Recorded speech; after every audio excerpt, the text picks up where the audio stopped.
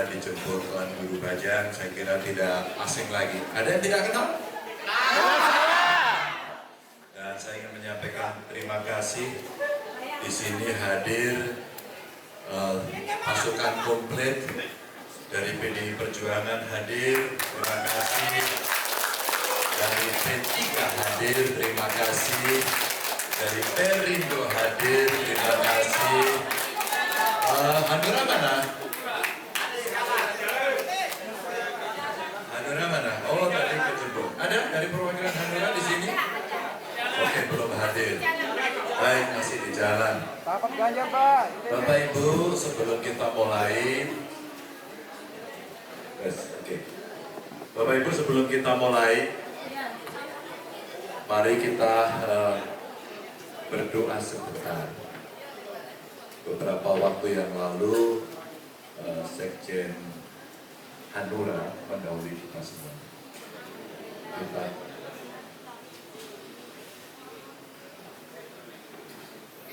Sekjen Hanura mendahului kita. Beliau orang yang luar biasa, namanya Pak Soekarno. Beliau kerjasama di tim Ganjar Mahfud itu dahsyat sekali. Maka kita doakan mudah-mudahan seluruh dosa-dosanya diampuni. Seluruh amal ibadahnya diterima Allah SWT. Mari kita doakan adalah hadirnya Al-Fatihah.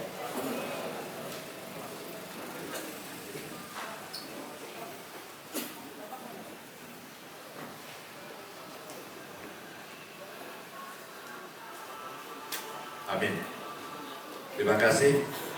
Bapak Ibu yang sangat saya hormati, saya menyampaikan terima kasih dari partai pengusung dan relawan hari ini berkumpul.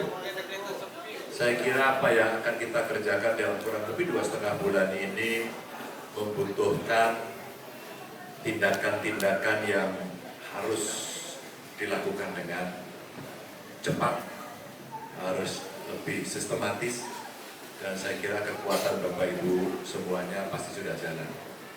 Tentu hari ini saya tidak akan bicara detail karena ada Bawaslu di sini, karena ada Intel di sini, karena ada wartawan di sini, gitu. Maka saya akan bicarakan umum-umum saja. Ya.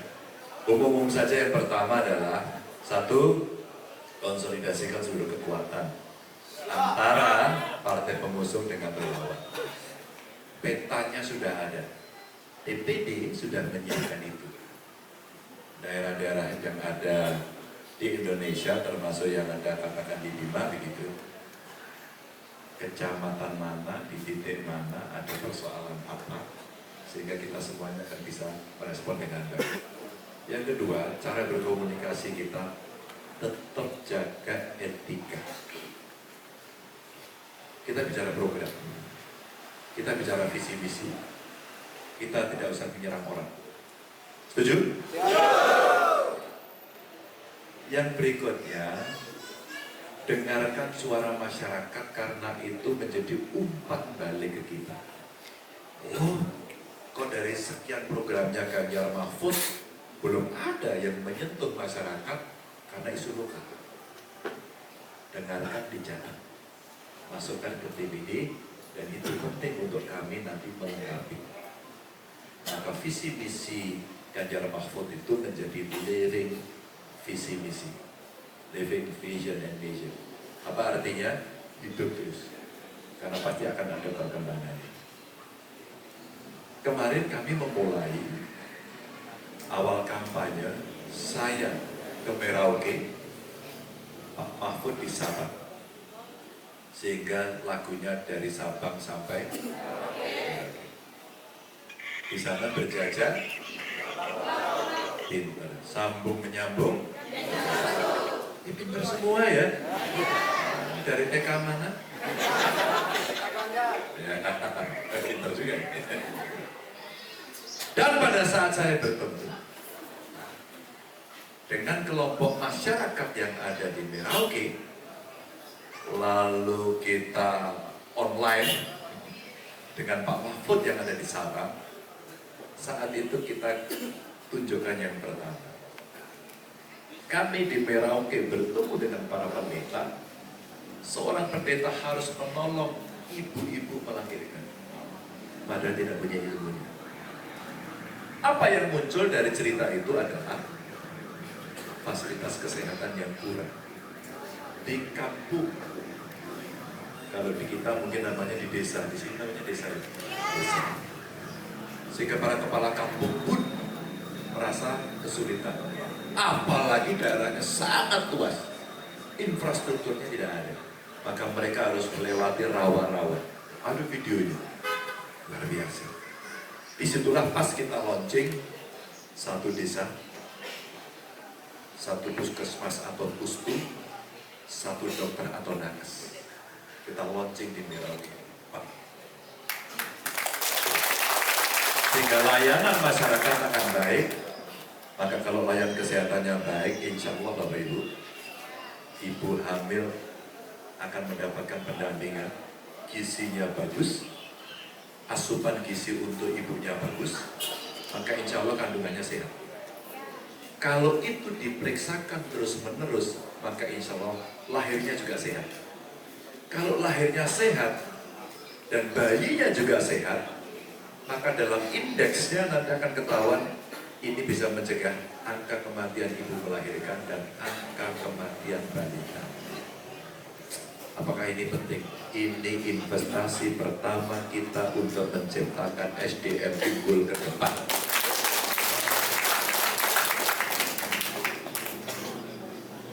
Tepuknya jangan keras-keras, karena nggak dapat sepeda. Lalu yang berikutnya akhirnya kita mendapatkan informasi tentang kemiskinan. Di situ juga saya ceritakan yang miskin banget, namanya ekstrim. Kalau di BPS itu maksudnya desil 1 paling rendah. Maaf, mungkin sudah sepuh, sudah tua, mungkin mereka sudah tidak bisa bekerja apa-apa, maaf, mungkin penyandang disabilitas yang tidak bisa bergerak, mungkin hidup sendirian, mungkin betul-betul sudah betres, tidak punya saudara. Maka siapa yang harus memperhatikan? Negara. Fakir miskin, anak terlantar, dipelihara oleh negara. Dikasih apa? Kasih BLT. Kasih apa? Kasih PKH. Kasih apa? Kasih jaminan kesehatan. Itu betul semua. Oke, ya. Maka ini kita jaga. Harus tepat sasaran. Titik. Program inilah yang kemudian kita akan jaga. Tapi kalau di keluarga itu ada anak usia sekolah dan putus sekolah, hukumnya wajib dia untuk sekolah. Kita omongkan saja. Kalau kemudian dia bisa sekolah dengan baik, harapan saya sampai sarjana. Kalau satu keluarga miskin ada satu sarjana kita siapkan dan dibiayai oleh negara semuanya, maka insya Allah inilah yang akan mengentaskan kemiskinan keluarganya. Ya.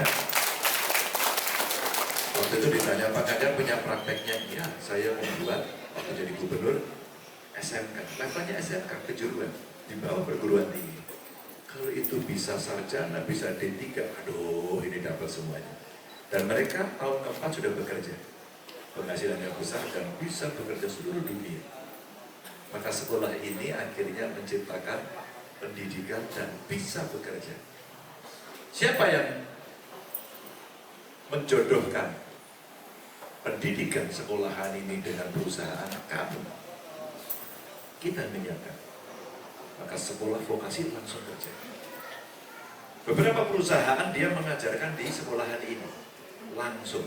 Ada 4 perusahaan besar diajarkan satu persatu, sehingga mereka sambil mengajarkan ini sambil mencari. Nanti kamu kayaknya punya bakat bagus, prestasi yang bagus, kamu langsung kerja. Pasti mau. Maka kemiskinannya dientaskan dengan pendidikan. Tidak hanya sekedar dikasih, tapi dientaskan maka pemberdayaan. Selesai, 2 kita launching, 2 program. Pak Mahfud di ujung barat di Sabang belum ketemu dengan para santri-santri. Disampaikanlah cerita di sana bahwa soal keagamaan ini penting. Itulah yang akan membangun di luar ilmu agama, jelas membangun karakter, spiritualitas seseorang.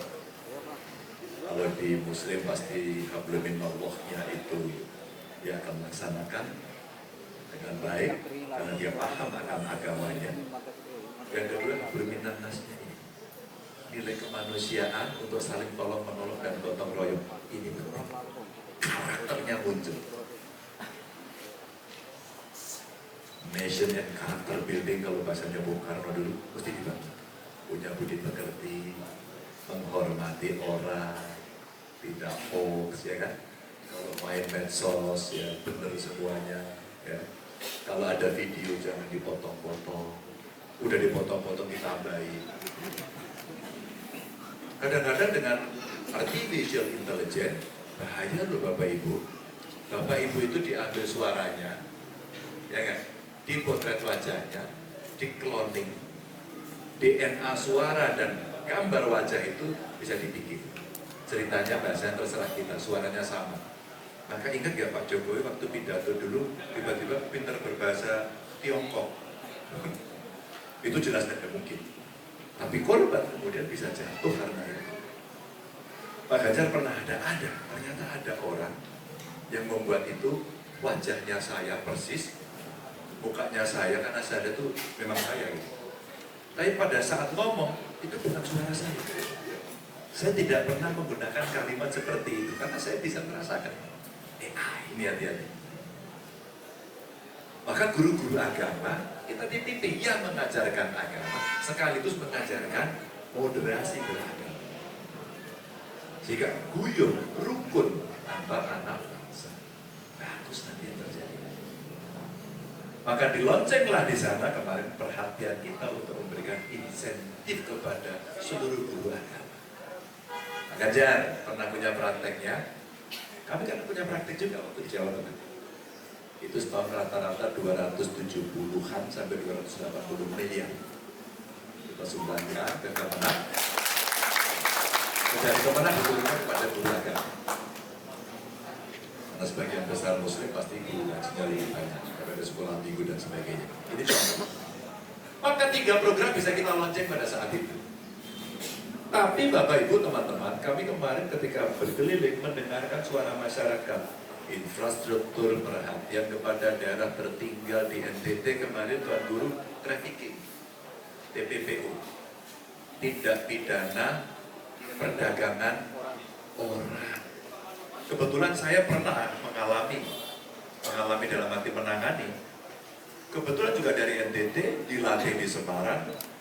Kelihatannya naganya dia mau dijual. Pada saat pelatihan itu ada yang bisik-bisik lapor intelijen kita tangkap. Kita kumpulkan. Korbannya perempuan semua. Maka apa yang mesti kita kerjakan? Kita cegah karena pasti itu berangkat dari kemiskinan. Kita cegah.